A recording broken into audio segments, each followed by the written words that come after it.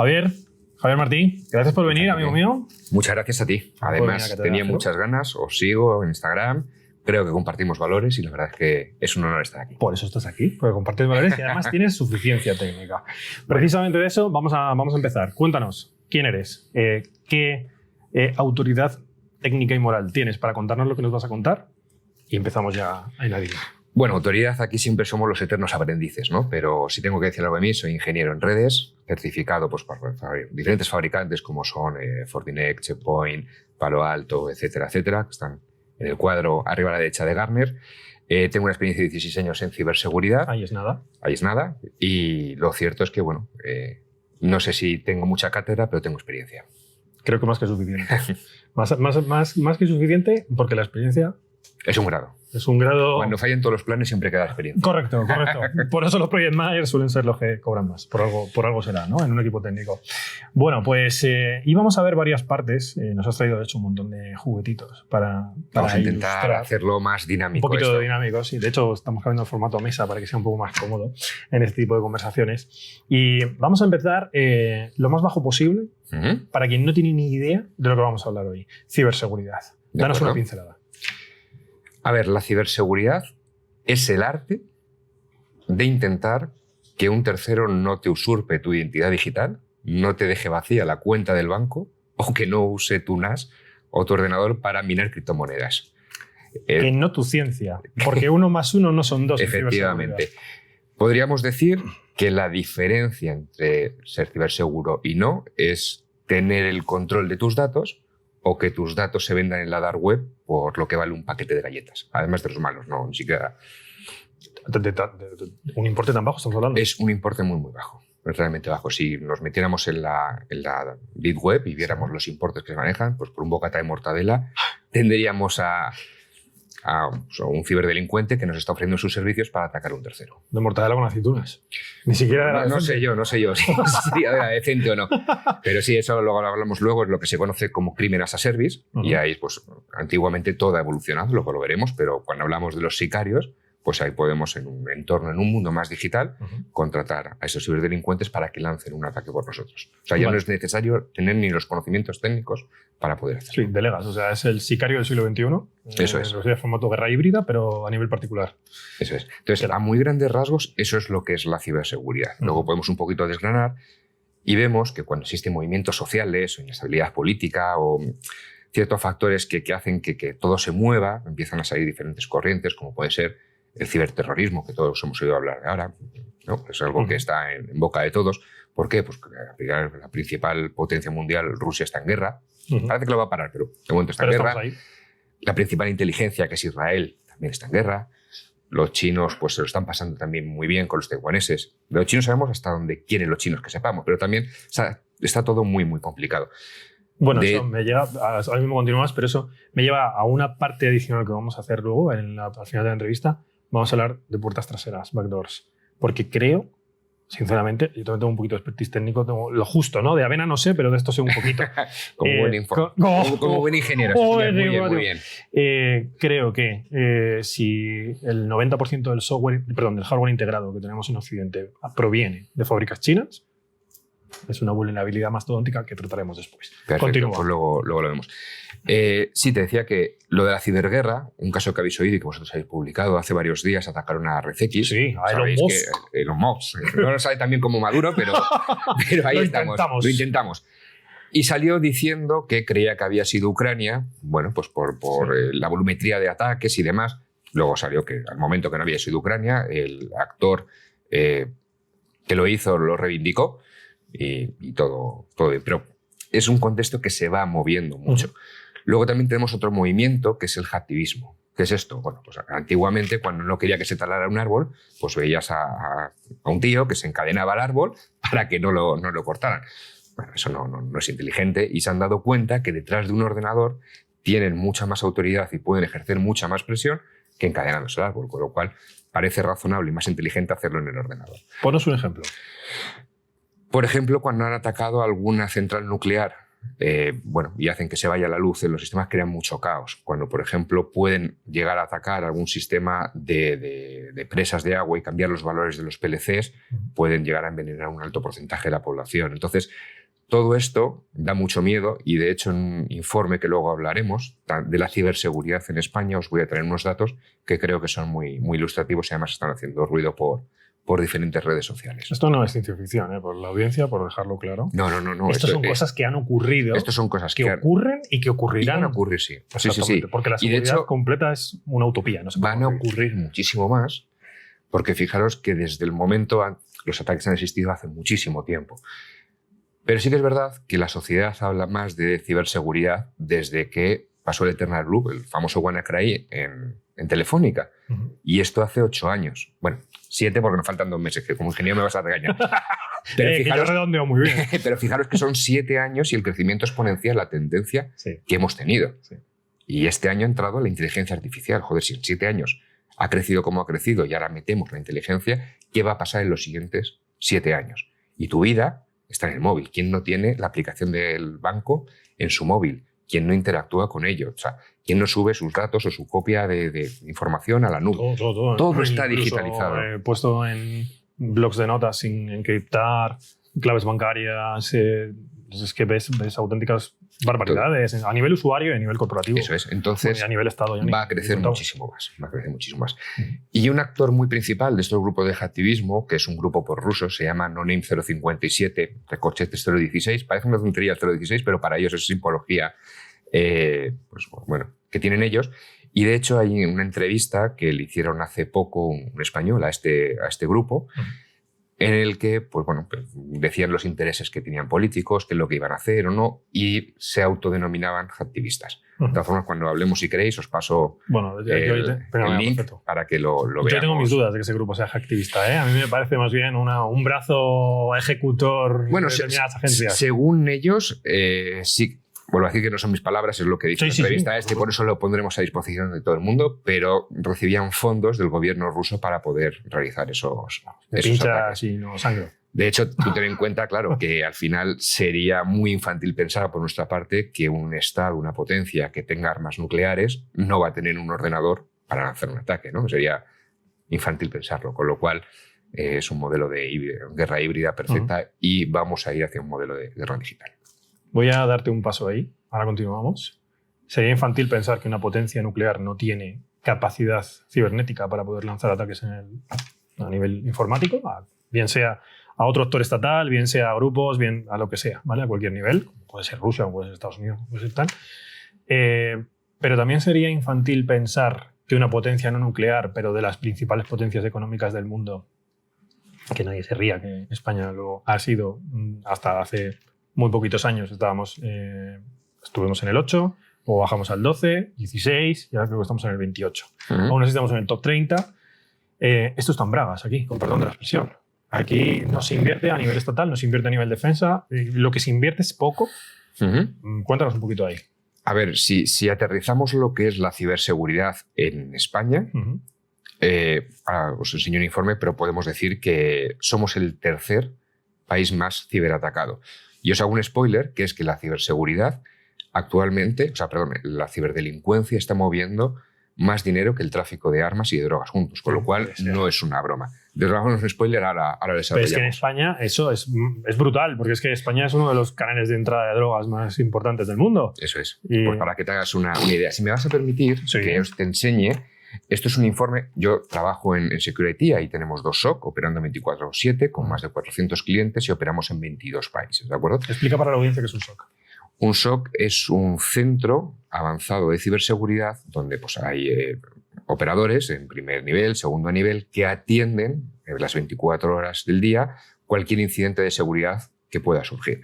Obviamente, nosotros y cualquier SOC vive de los falsos positivos, porque ojalá siempre actuáramos en un ataque, pero la realidad es que vivimos de los falsos positivos. Y es necesario que una persona o que un ingeniero o que un operador entre a comprobar si un ataque es legítimo, si no, si se ha bloqueado, si bloqueamos un usuario porque ha hecho login desde Dubái y luego desde Toronto, y decimos, oye, hay 15 horas de vuelo, si lo haces en 3, el teletransporte todavía no está. Entonces, en esos centros avanzados lo que hacen es ayudar a las empresas en horario 24/7 para intentar minimizar el impacto. Porque sí que es verdad que esto es una máxima, que decimos que los ciberdelincuentes son malos, pero no son tontos. Entonces, la mayoría de los ataques siempre se suelen dar los fines de semana, los viernes o fines de semana. ¿Por qué? Porque todo el personal se va el viernes y hasta el lunes no vuelve, con lo cual tengo ahí 48 horas que voy a poder mover por la red, y si no tengo un servicio de monitorización 24/7, voy a tardar más en verlo. Muy interesante esa parte. Sí. Muy interesante. Es que no son tontos. No para nada. No son tontos. No, bueno, si mueve más que los otros dos mercados negros juntos. Entonces, no, y mueve más, ya lo veremos. Entonces, como os decía, extrapolando los datos que yo tengo, que no son públicos de nuestro servicio, puedo pensar que estos datos que veo aquí son reales. Tiene cierta coherencia. Entonces, este informe también os lo voy a dejar. Y lo que dice es que en un periodo de tiempo, en un rango de tiempo desde el 5 al 11 de marzo de este mes, fijaros que no es ni una quincena, España ya no es el tercero, ha sido el país más atacado del mundo. Hemos pasado al primer puesto, lo cual es algo preocupante. De los 474 ataques que han sido reclamados su autoría, o que han sido divulgados, porque muchas veces ya veremos que te callas la boca, aunque hay ciertas obligaciones, y por ejemplo, estándares como la NIS2, o sea, a nivel europeo, la Agencia de Protección de Datos y demás, te obligan, siempre que se cumpla una serie de requisitos, a notificar el incidente. Pues hay veces que nos callamos con puta y ya está, ¿no? Porque el daño reputacional que puede llegar a hacer es fuerte. Y las multas derivadas de eso. De no haber sí, o sea, al final un impacto tiene, o sea, un ciberataque tiene un impacto reputacional, que todos lo vemos, tiene un impacto en la estrategia, porque seguramente tenías pensado en el Q hacer ciertos objetivos que no vas a llegar, tiene un impacto pues, en la operativa, es decir, para máquinas. Imagínate en un entorno industrial, qué es lo que puede pasar. Tiene un impacto económico, tanto directo como indirecto. O sea, hay muchos tipos de impacto. Entonces, lo que dice este informe es que ha sido en 44 países, se ha sufrido la friolera de 107 ataques, y en segundo lugar aparece Estados Unidos y en tercer lugar Israel. O sea, fijaros el top 3 con el que estamos. ¿Qué es lo que dice en esta noticia? Bueno, pues como datos destacados, que el actor de amenazas No Name, que es el que te decía el grupo hacktivista que tenemos, que hace poco han hecho una entrevista con ellos y decían, eran poco humildes, eran muy humildes y decían que estaban en todos los sitios, que si querían podían acceder a cualquier sitio. Incluso, tocando luego el tema que vamos a tocar, ellos decían que los submarinos británicos, los submarinos con potencia nuclear británicos, parte del software que lleva es ruso. Con lo cual, no sé si tendrá una puerta trasera o no, pero oye, ellos dejan la duda razonable la tenemos. De que puede ser. Claro, esto a lo mejor para la audiencia que no esté acostumbrada con esto, vamos a dar una pincelada rapidísima, claro. ¿Vale? El deterrence británico, que es el servicio de disuasión nuclear, es el hecho de tener armas nucleares te permite tener peso diplomático, simplemente por la capacidad de poder usarlas, al final es una de las principales potencias a nivel mundial en eso. Si son estratégicos enemigos de la principal ciberpotencia que tiene capacidad de hacer ataques a nivel masivo, como hemos visto, y súper exitosos, no solamente estoy hablando de la guerra de Ucrania, estamos remontándonos a los primeros en la guerra de Georgia, estamos hablando de que el hecho de que ellos puedan llegar a tener una backdoor para poder inutilizar el servicio, simplemente para eso, les anularía completamente la carga diplomática y, vamos, esencialmente se sentarían a la mesa de negociaciones con Rusia en calzoncillos. Eso es. O por lo menos ellos saben de qué color llevan los calzoncillos. Que también es importante. Entonces, este actor que comentaba, el No Name, se ha atribuido la responsabilidad de 105 ataques. España ha sido el país más afectado con un 22,6% de los incidentes, que estos son unos 107 incidentes. El sector gobierno militar ha sido el más afectado y se estima que los ataques cibernéticos a infraestructuras críticas, o lo que llamamos ahora la industria 4.0, lo que es la industria de toda la vida, ha sido un 36,74%, es decir, 174 ataques. Entonces, ¿qué es lo que buscan estos ciberdelincuentes? Pues los ciberdelincuentes, lo que hemos dicho antes, son malos y no son tontos. Entonces, como personas inteligentes que son, buscan o pasta o datos. Entonces, lo principal. Entonces, un combo.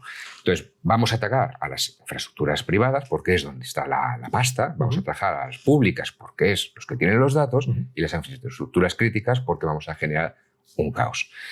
Dicho esto, el cibercrimen está moviendo 1,5 del PIB mundial. Es decir, si el cibercrimen fuera un país, estaría más cerca de entrar en el G20 que España. Son unas cifras bestiales. Bastante. Y como estábamos diciendo, estos cibercriminales que están buscando dinero y buscando información se fijan en España. ¿Por qué? Bueno, pues no lo hacen del todo mal, porque bueno, tendremos cada uno unas opiniones o no, pero fíjate que hablando en términos macroeconómicos, España está en los 4 principales países, o sea, en los 4 principales mercados. Estamos en Europa, porque estamos dentro de la Unión Europea y comerciamos con ellos.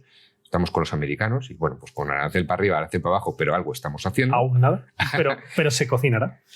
Estamos en el mercado asiático, hasta donde nos dejan los chinos, y estamos en el mercado latinoamericano, pues, por ejemplo, más que los franceses, por un simple tema cultural, un simple tema de idioma, con lo cual estamos muy bien posicionados y se mueve pasta. Con lo cual parece un caramelito. Es un buen hub. Es un buen caramelito para funcionar. Claro, y ahora vamos. Y luego vamos a la industria y quiero los datos. ¿Quién tiene los datos? Pues bueno, históricamente las entidades públicas siempre han tenido más datos o más volumetría que las privadas. Entonces, parece un buen sector para atacar. Y en estas entidades o lleva menos tiempo ciberatacarlas que hacer un trámite en ellas. No os culpa a los funcionarios, pero bueno, que tengo presupuesto por lo que sea. Bueno, pues cuando vamos allí siempre nos encontramos con equipos legacy desactualizados, no están a la última, escritorios sin proteger, papel físico, no sabemos dónde tiene una copia, dónde no. Entonces, ciertamente queda un margen de mejora bastante grande. Y creo que aquí todos, como he dicho, pues venimos de una época de aquí a 7 años en la que todo se ha digitalizado, vamos a seguir a ello, y al final creo que tenemos una obligación ética de proteger esto para el futuro, porque al final yo quiero saber que cuando mi hijo tenga 15 y 16 años y tenga un móvil puede estar usándolo estando seguro. Entonces creo que esto es una obligación ética que tenemos todos para con el futuro. Yo voy a ir más allá. Yo como ciudadano de un país, tú como ciudadano de un país, pero bueno, yo en particular, espero el máximo, igual que yo lo doy en el día a día. Igual que a mí me exige Hacienda, igual que a mí me exige la administración pública, un compromiso irrevocable, irrenunciable y muchas veces que no se puede prorrogar o no se puede postergar. Yo espero que si tienen mis datos estén lo más protegidos posibles. Es decir, es una exigencia no ya moral, sino a nivel técnico. O sea, para algo estamos, ¿no? Es un problemón, porque es que esa gente, el Estado tiene todos mis datos sanitarios, tiene todos mis datos fiscales, tiene todos mis datos tributarios, tiene todos mis datos de residencia. ¿Qué hago? ¿Qué no hago? ¿Con quién lo hago? ¿Quién es mi familia? Claro, entonces esto nos lleva a que creo que hay 5 actores importantes que tienen que proteger la información. Como tú dices, el Estado, que debe hacerlo, pero bueno, está a otras cosas. ¿Correcto? El legislador, que hace lo que puede. Los propios usuarios, que como tú dices, deberíamos tener esa conciencia de tener protegidos nuestros datos, pero aquí entra la paradoja, que es que los datos que quiero proteger los subo a redes sociales, con lo cual ya no son confidenciales, sino son públicos. Que para eso estamos aquí, para concienciar al usuario. Y al final la parte más importante, lo que más carga lleva, son las empresas. Y fíjate que al final los datos que protegen las empresas casi nunca son los de la propia empresa, sino que son de terceros. Entonces tenemos esa responsabilidad moral, ética, y qué carajo, que está firmado por cláusulas, de proteger esa información. Correcto. Sí, de hecho la ley nos obliga a ello. La RGPD al final obliga a cualquier actor, no solamente a las empresas. Ya seas el encargado o responsable de tratamiento. Claro. Incluso por aquellos por los que pasa. Correcto. O sea, sí. Muy bien. Yo creo que como introducción ha quedado bastante claro. Si quieres añadir algo más a nivel particular, yo creo que ya, si no, nos remangamos y nos metemos en harina, pero bien. Nos metemos en harina, pues venga, vamos a ello. Ahora viene vamos a hablar. la parte mollar. Has traído un juguetito. Sí. Ese juguetito, antes de que lo uses y nos lo demuestres, pone, yo creo que en la mesa, encima de la mesa, sobre la luz del día, lo sencillo que es hackear, y dentro de lo que toda la terminología que hay, vamos a usar esa, porque yo creo que es la más adecuada, aunque sea la más maniquea, ¿no? Pero cualquier dispositivo que no esté protegido. Entonces, has traído un... Bueno, vamos por partes. Venga. Lo primero que tenemos que ver es que una de las razones por la que España es también el tercer país o el primero más ciberatacado es que tenemos una mentalidad mediterránea en la que pensamos que esto no me pasa a mí, esto solo le pasa pues, al Santander, a la DGT, a grandes empresas y las películas de Hollywood que molan un montón. Pero a mí, ¿quién va a querer atacarme a mí si soy una pequeña pyme que no tengo casi tejido empresarial, no facturo millones? ¿Por qué voy a ser el objetivo? Eso le pasa a otro. Entonces tenemos esa mentalidad mediterránea que siempre dice, bueno, pues esto será para otro y ya está. Y eso es falso, es completamente falso. Entonces, bueno, de hecho, el estudio que nos acabas de dar, que somos el más ciberatacado. En este estudio, o sea, nos han dado hostias como a la piñata en una fiesta infantil, pues así, o sea, nos han dado por todos lados. Y esto se junta con esa mentalidad mediterránea y esa idea que tiene todo el mundo de, pues voy a usar una contraseña. ¿Para qué voy a usar? Pues pongo PP. Para todo. Para todo, además. Y fijaros que cuando hacemos esto, lo que decimos a la gente es, oye, utiliza, no pongas PP1, ni tu fecha de cumpleaños, ni el nombre de tu gato seguido de 1, 2, 3, 4. Ese sería el paso 1. Ese sería el contraseña primero. segura. Y entonces ahí, pues, bueno, ya nos rasca. Tienen sus cosas, pero entienden la cierta lógica y dicen, bueno, pues lo entiendo. Entonces ahí le decimos, mira, tienes que apoyarte de algún truco mnemotécnico para recordar una contraseña que sea fácil de recordar, pero difícil de adivinar, que no sea el nombre de tu hijo. Tiene cierta lógica, les convence, les lleva, les cuesta un poco y dicen, vale, pues yo tengo una contraseña que es de 12 caracteres, alfanumérica, mayúscula, minúscula, del carajo. Y esta la pongo en todos los sitios. Segundo error. Y le dices, no, segundo error, verás. Esa contraseña del carajo que tienes que tener una por cada sitio web. Vale, y ahora... Ahí mueren. Claro, ahí mueren. Y eso, yo creo que lo que has dicho, el paso 1, tener una contraseña segura, creo que es evidente y creo que todo el mundo lo puede entender. Pero este paso, hay muchísima gente que no lo entiende. Vale, entonces explícanos por qué. Cuento. Te lo explico rápidamente y luego te enseño una herramienta que seguramente muchos lo conocerán, pero creo que es interesante mostrarla. Si tú tienes una contraseña de 12 caracteres alfanumérica compleja que solo recuerdas tú y es complicada que te la adivinen, porque no es algo predecible, y esa contraseña la pones en todos los sitios a los que accedes, si alguno de esos sitios, ya sea por la cadena de suministro que hemos visto, ya sea porque pierde una contraseña, ya sea por la razón X, y esos datos se roban y se llevan a la dark web, la deep web, ya sé que tu contraseña es la que sea. Y la enlazas con el usuario. Y la enlazo con el usuario y seguramente ese usuario, no te voy a decir seguro, pero tengo grandes probabilidades de que tenga LinkedIn, de que tenga X, de que tenga Twitter, de que tenga una cuenta en Gmail. Y si tienes la misma contraseña para todo, tengo altas posibilidades de poder entrar. Entonces es una mala idea. Para eso te quería enseñar una página, con vuestro permiso, la voy a coger. Cuando pasa cualquier cosa, te dicen, por ejemplo, el Corte Inglés, no te preocupes, que la tarjeta de crédito no te la he robado. Ya una polla, pero si mi nombre, y como a ti te han robado mi nombre y lo otro qué entidad bancaria tengo, dónde van mis hijos, con la inteligencia artificial se junta todo eso y tengo un perfilado de puta madre. Sí, entonces, sí, claro. Te hacen ahí un scrapping de Big Data y te sacan tu perfil. Cogen, claro. Sí. Vale, cuéntanos lo de la filtración de datos. Vamos a ver la demostración que nos hayas preparado. Sí, como os decía, esta página, que a lo mejor muchos la conocéis, otros no, se llama Helping Pound, y lo que vale es para meter vuestro correo electrónico, yo voy a meter el mío.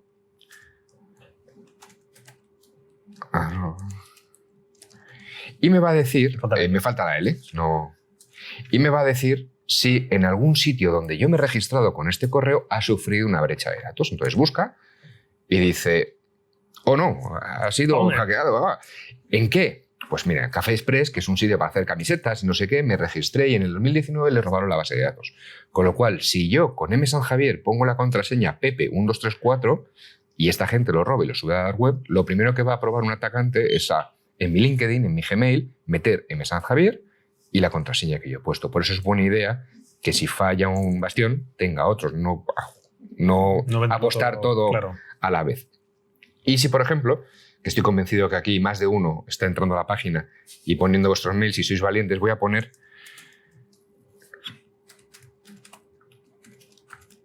El corporativo. El corporativo. Puede ser salsero, vamos a ver. Quedaría fatal, sí. Quedaría fatal. Lo podemos cortar. Cuento con vuestros recursos. Buena noticia, porque también es una buena idea no registrarse en sitios que no son profesionales con mail corporativo.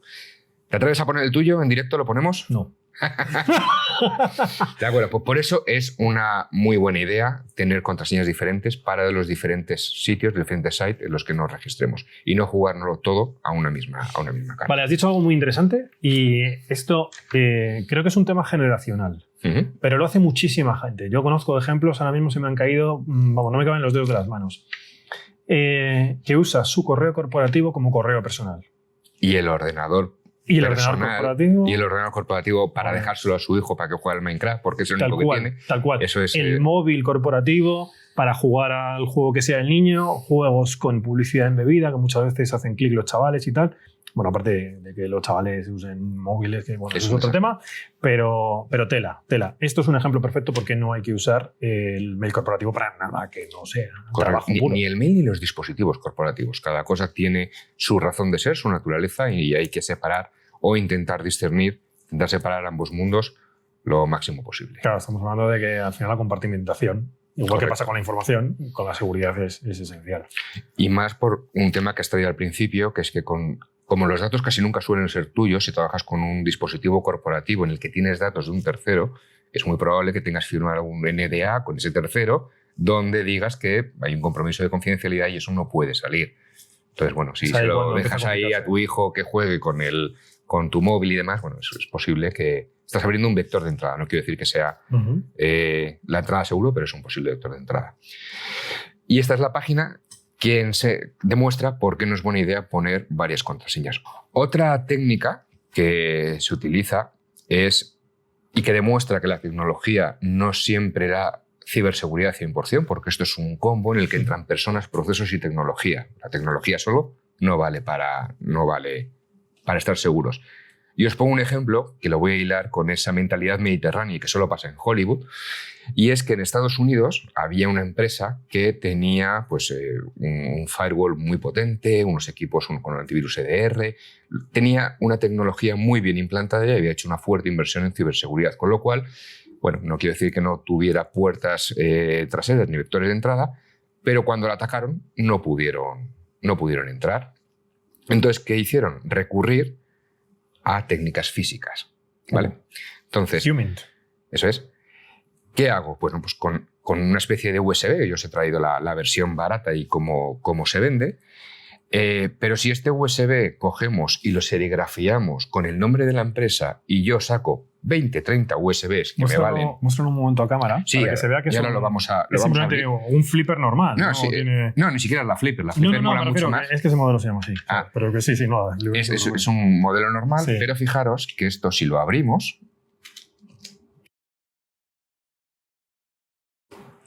Esto es el USB que se llama Raverdaki, ¿vale? Aquí lo que tiene es una tarjeta microSD donde introducimos el payload, es decir, lo que va a hacer el USB cuando lo pinche. Y este USB, el ordenador lo va a detectar como si fuera un HID, es decir, como si fuera un teclado, no va a detectar como si fuera un USB.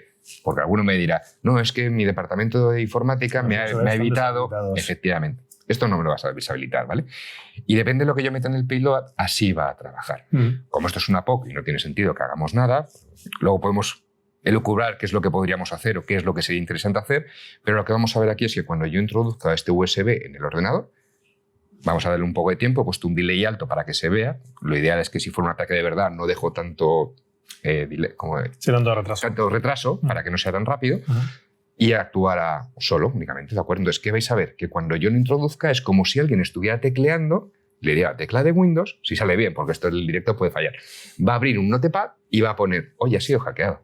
Como digo, esto no tiene sentido. Lo voy haciendo, ¿vale? Mientras no tiene sentido que os abra un notepad, pero lo que a lo mejor tiene sentido es que me haga un repaso por todo vuestro equipo, me coja las contraseñas que tengáis en el navegador, me haga un scrapping de todo vuestro escritorio y me lo lleve a un FTP externo y yo tenga todos vuestros datos.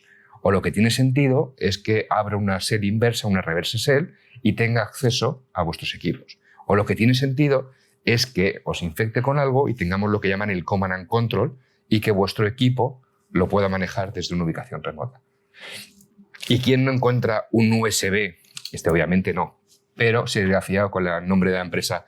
Y si encima ponemos, porque nos gusta, luego veremos en qué se basa la ingeniería, la ingeniería social, que se basa pues, precisamente en ese morbo. Si yo pongo confidencial, privado o algo así, te aseguro que un alto porcentaje me lo va a pinchar, aunque sea para devolverse al dueño legítimo. Claro. Pero lo va a pinchar. Con esa excusa, y aquí ya tengo la entrada del equipo. Muy buena demo. Esto me lleva a unas dudas que vamos a resolver primero, vamos a resolver después.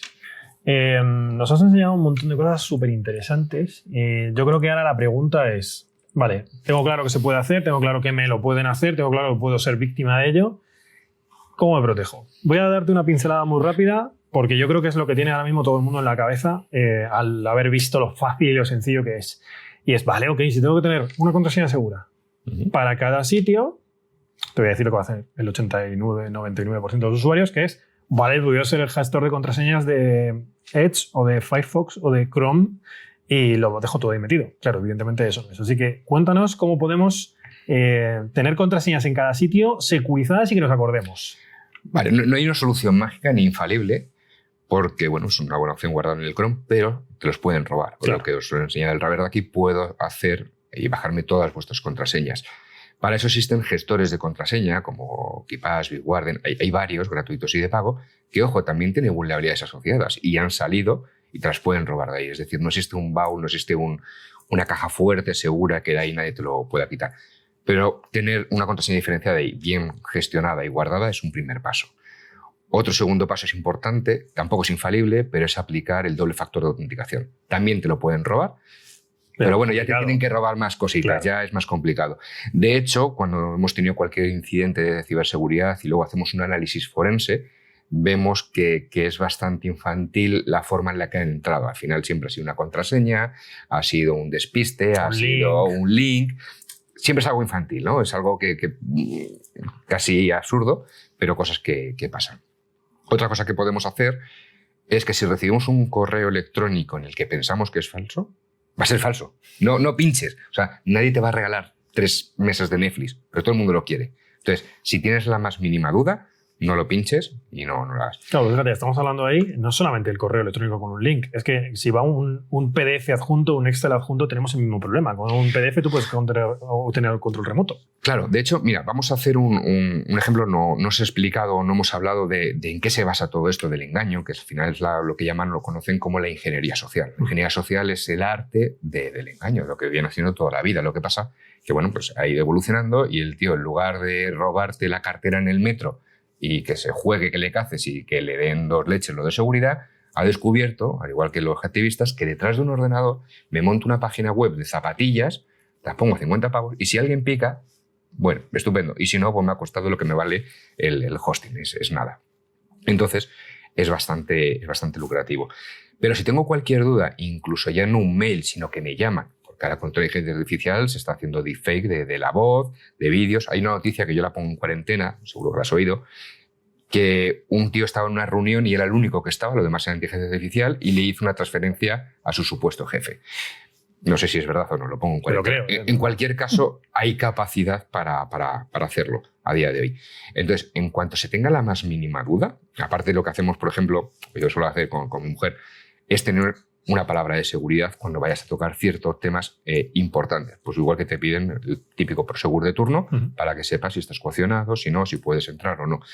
Pero si tú tienes una duda razonable de que sea el banco, que sea tu entidad bancaria, que sea quien dice ser esa persona que te llama, cuelga e inicia la llamada tú. Porque tú sí que sabes al número al que vas a estar llamando. En cambio, no sabes si el número que te ha entrado siempre van a trabajar con principios en la ingeniería social. ¿Qué principios son esos? Van a jugar con tus emociones. ¿Por qué? Porque siempre te metes en urgencia, miedo, curiosidad. Joder, son como los de marketing, pero en lugar de venderte te intentan robar. Bueno, van a jugar. Igual es un poco lo mismo. Van a jugar con autoridad, van a jugar con reciprocidad. Pongo un ejemplo tonto, pero que lo podemos hacer. Tú ahora mismo estás en LinkedIn, en Instagram y demás. Yo sé cómo te llamas. Si yo cojo el teléfono ahora mismo y llamo a la empresa y digo, hola, muy buenas tardes, mira, tengo una reunión con Enrique Martín. Voy ahora mismo en el coche, estoy en atasco y se me ha olvidado sacar impreso el NDA que tiene que firmar a la oferta. ¿Podrías hacerme el favor de sacarlo para cuando llegue yo? He sido amable, si no, tengo probabilidades de que me cojan el teléfono. He dado un dato que te conocen, con lo cual mi reputación queda respaldada porque sé a quién voy a ver y la otra persona lo conoce.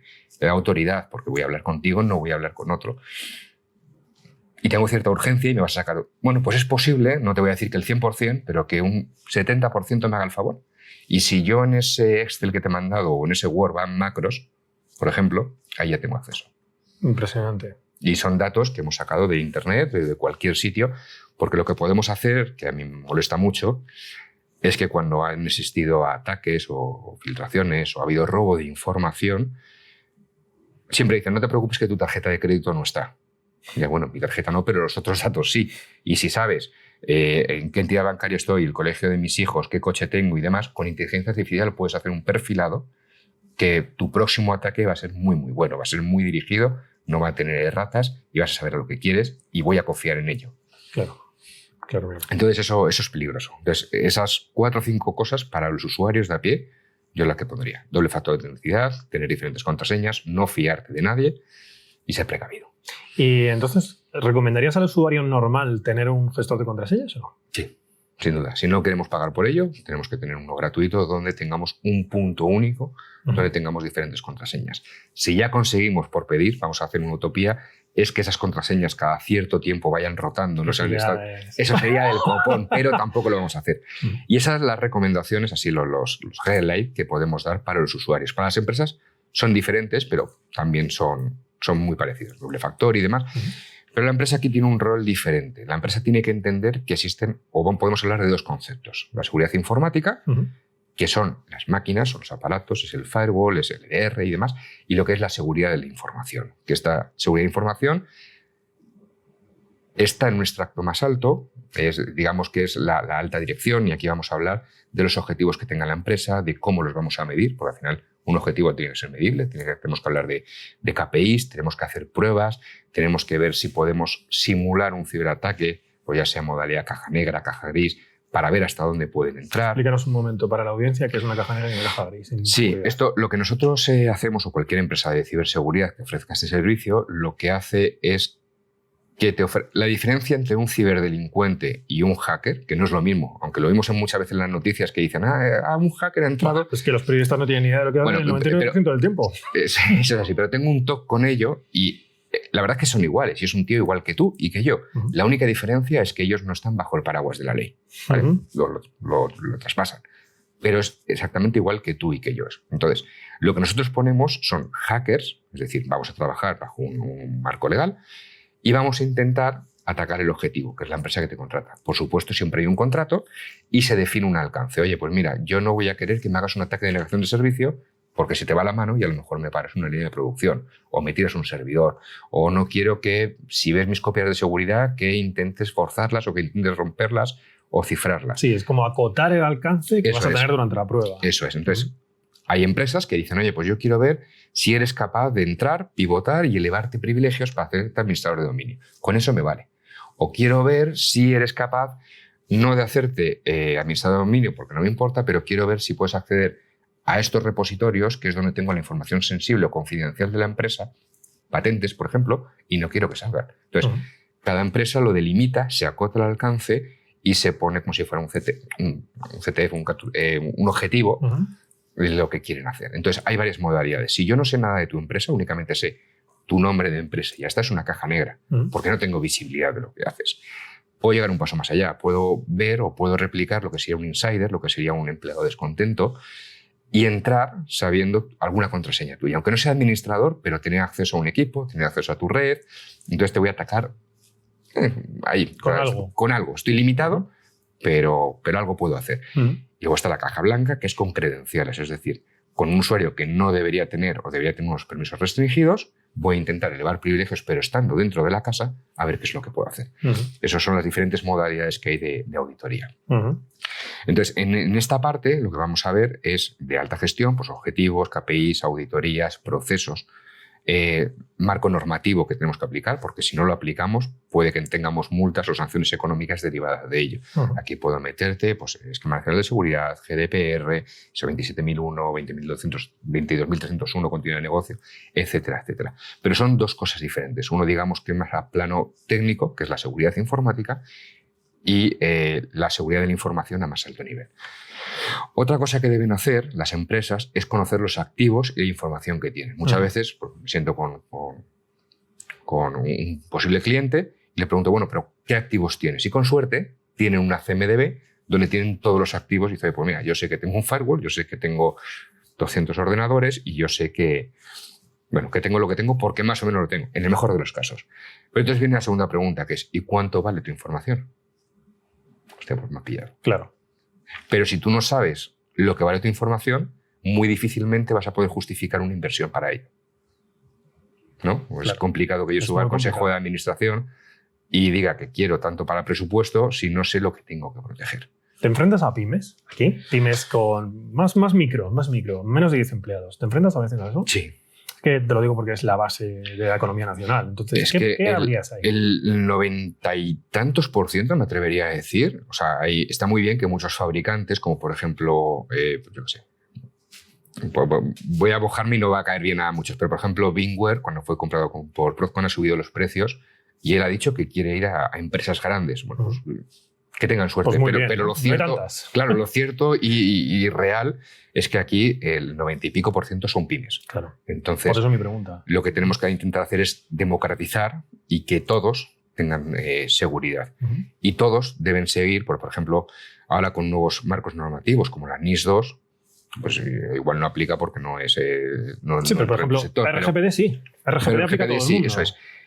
Y esto lo que te dice es que aunque seas una pyme o una gran empresa, ¿esto cómo empezó? Empezó hace años, el legislador es el que tenía que regular cómo hacer las cosas, pero es complicado que un jurista venga y te diga a ti, como ingeniero informático, qué medidas técnicas tienes que poner para proteger. Entonces, muy pocas veces estaban justificadas o eran buenas. Entonces, ya el legislador se cansó de esto y me dijo, mira, me tienes hasta los huevos. ¿Sabes lo que vamos a hacer? Tú sabes el negocio que tú tienes, ¿vale? Tú lo vas a proteger. Y como tú tengas un problema, tú lo vas a pagar. Es tu responsabilidad. Tú sabrás. Entonces, ¿en qué se basa esto? Y eso tiene todo el sentido del mundo. Tiene todo el sentido del mundo. Se ha cansado y ya está. Yo no puedo regular cómo voy a utilizar la inteligencia artificial porque no lo sé. Entonces, esto choca frontalmente con todos los juristas, porque cuando te dicen tienes que hacer un análisis de riesgos, ver tus activos, la probabilidad, el impacto que pueden tener, y de ahí sacamos el riesgo, y luego el riesgo residual y demás, se lo das a un abogado y dices, pues no sé qué tengo que hacer. Entonces, claro, porque no es una serie de medidas. Entonces, como digo, todo el mundo tiene que paliar esos riesgos, pero evidentemente no serán los riesgos para una pyme de 10 empresas, como por ejemplo para una de 1000 o como por ejemplo para un hospital, que ahí sí que tenemos sectores, o tenemos datos más importantes de carácter privado. Claro. Bueno. Entonces, la seguridad tiene que ser transversal a todos, pero no tiene que ser la misma. Así que tenemos que tener el mismo marco normativo, pero aplicará de una forma o de otra dependiendo de la entidad. Vale, aparte de usuarios particulares, nos ven muchas pymes, mucha gente que trabaja en pymes, incluso muchos autónomos. ¿Cuál sería tú imagínate que montas, vamos a ponerlo lo más bajado a tierra posible? Tú imagínate que mañana decides montar una panadería. Una panadería en la que tú tienes servicio online también, tienes un e-commerce en el que tú coges datos de clientes como direcciones de envío y tal, tienes un modelo de suscripción, etc. Una panadería un poquito 4.0, vamos a decir, ¿no? ¿Cuál sería la primera inversión en seguridad que harías teniendo en cuenta que en la panadería trabajáis 3 personas? Bueno, lo primero que tendríamos que saber o lo que tendríamos que estudiar es el proceso de esa panadería y cuáles son los puntos claves que se necesitan. Bueno, si tenemos una página web, como has dicho, tengo que proteger esa página web, tengo que proteger, seguramente tenga direcciones de envíos de mis clientes que yo me guarde. Correcto. Y como hemos dicho, por responsabilidad hacia ellos debo proteger o custodiar esa información y tendremos que hacer un estudio de qué es lo que tendríamos que proteger o cuáles serían nuestros puntos más críticos. Pero sin duda no voy a decir que se necesite la misma inversión que para una entidad bancaria, que ahí sí que tenemos que proteger datos, tanto en reposo como en tránsito, etcétera, etcétera, pero la panadería también tendría que tener pues, unos mínimos para asegurarse que cuando llegue por la mañana y quiera encender el horno pueda o que calienta a la temperatura que hice. Y ya para dar el broche, yo creo que por hoy ya es suficiente.